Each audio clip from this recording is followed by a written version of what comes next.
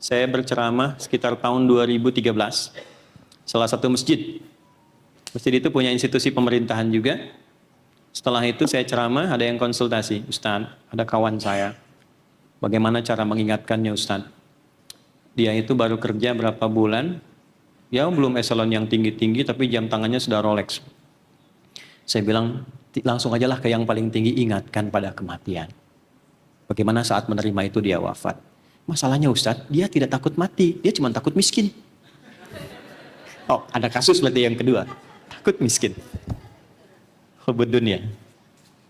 Hati-hati ya. Itu penyakitnya namanya wahan. Hubud dunia, terpatri keinginan diri pada materi yang terlalu dalam. Bagaimana cara mereduksi itu sehingga hati kita dikembalikan pada suasana yang nyaman? Amalan kedua namanya sholat. Sholat. Sholat.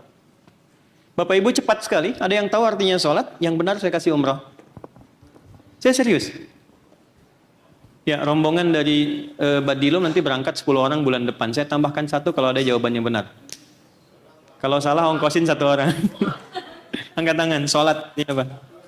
Ya, doa. Baik, bagus. Ada lagi yang lain? Sampai Cengkareng. Berserah diri. Nah ini, berserah diri. Ya, sampai imigrasi. Sholat itu, ya pengertian fikihnya itu doa, tenang, serah diri. Tapi secara bahasa, sholat itu artinya terkoneksi dengan kuat. Ya. Dari kata silah. Sholat. Dari kata silatun, dari kata wasolat. Pernah dengar istilah silaturahmi? Ya. Silaturahmi itu kan gini, hubungan kasih yang kuat, yang saling memperhatikan, yang saat terpisah pun masih ingat. Jadi kalau Bapak Ibu bertemu begini, itu belum silaturahmi. Belum. Karena nyapa itu orangnya ada. Orangnya ada. Tapi kalau orangnya nggak ada, Anda menyapa dan mendoakan, itulah silah. Masih terkoneksi sekalipun dia berpisah.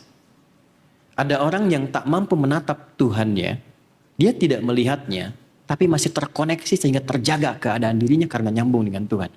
Ibadah yang melatih kita sehingga terhubung dengan Allah di setiap keadaan dan suasana sehingga terjaga kita disebut dengan sholat namanya.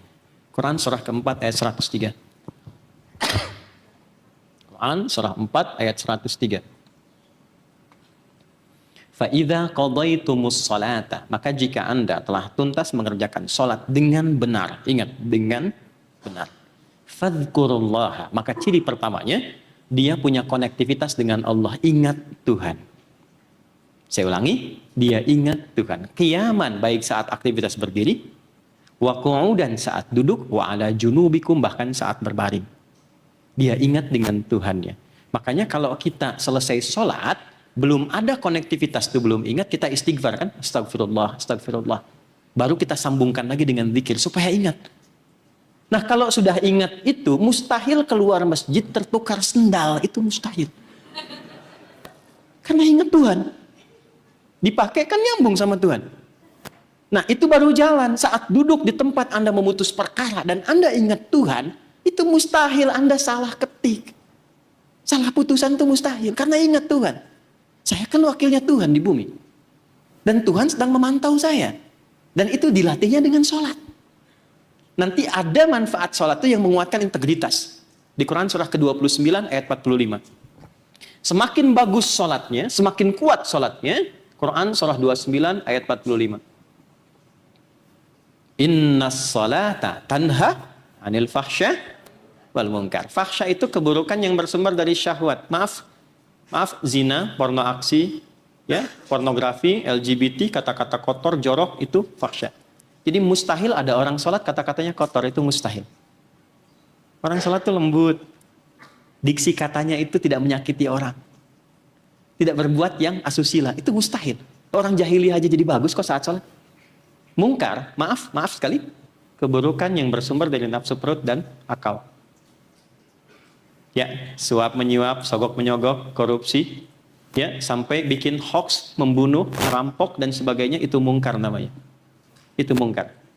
Maka ketika itu dijaga dengan baik, terkoneksi dengan Allah secara kuat, akan diberikan satu filter yang sangat kuat, ada perisai dalam diri kita yang secara otomatis akan menolak kemungkaran dan kefahsyaan. Kalau sholatnya benar. Gak percaya silahkan Pak, jaga yang 5 waktu aja Bu, dengan baik. Kalau mau hebat naikkan levelnya. Misal, tahajud. Ini saya kasih rahasia ya, tapi ini diantara kita saja ya. Tolong jaga ini baik-baik ya. Quran surah 17 ayat 79 sampai dengan 81. Pelan-pelan. Namanya tahajud. Kalau Anda, saya, kita konsisten bisa tahajud, ini jaminan langsung dari Tuhan, dari Allah, pencipta kita. Wa minal laili fatahajjad bi. Ambil sebagian malam untuk tahajud. Gak usah sepenuh malam, sebagian saja. Ya, pelan-pelan. Kalau konsisten tahajud itu sudah merasakan kenikmatannya, maka aku berikan 4 hal yang tidak diberikan pada yang tidak tahajud.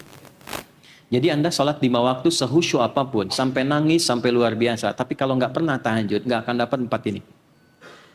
1. Asa ayyab'atsaka rabbuka maqaman mahmuda. 1. Allah akan bimbing Anda ditempatkan di karir terbaik yang terapresiasi. Kadang orang, maaf ya Bapak Ibu, kenapa ayat ini turun? Untuk memberikan kesan bahwa ada orang-orang yang ingin menjemput karirnya dengan cara yang salah. Yang terkoneksi dengan Tuhan, dia akan dibawa, dibimbing, ditempatkan yang semua orang mengapresiasi dengan itu. Memang layak kok dia di situ, nggak ada yang nyoal. Tempat tertinggi. Saya pernah ajarkan ini pada seorang pejabat yang kompetisi untuk mendapatkan jabatan itu dalam tanda petik ya, industrinya itu semakin kencang. Storannya ini dan itunya.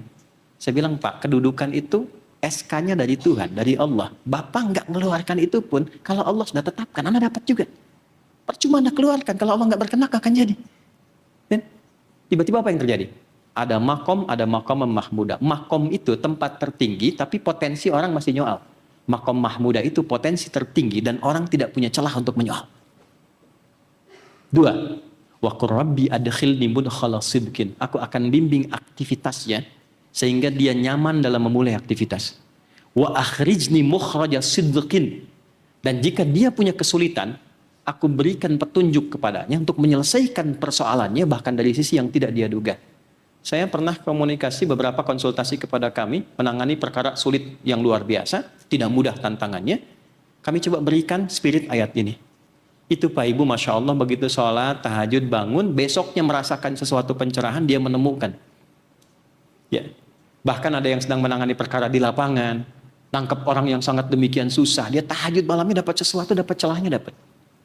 Memutuskan sesuatu nggak mudah, tiba-tiba mimpi ketemu A, oh tahu ini, masuk. Terjadi. Dan yang paling dahsyat kaitan dengan integritas, waja'alli min ladunka sultanan nasira.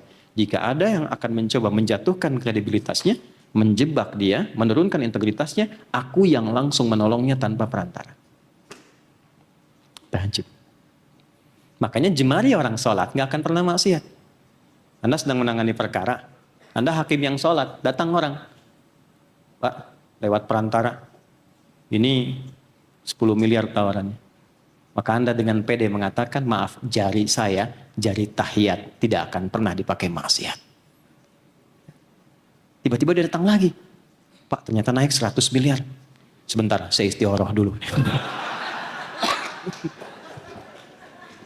Nggak ada istighoroh dalam maksiat ya.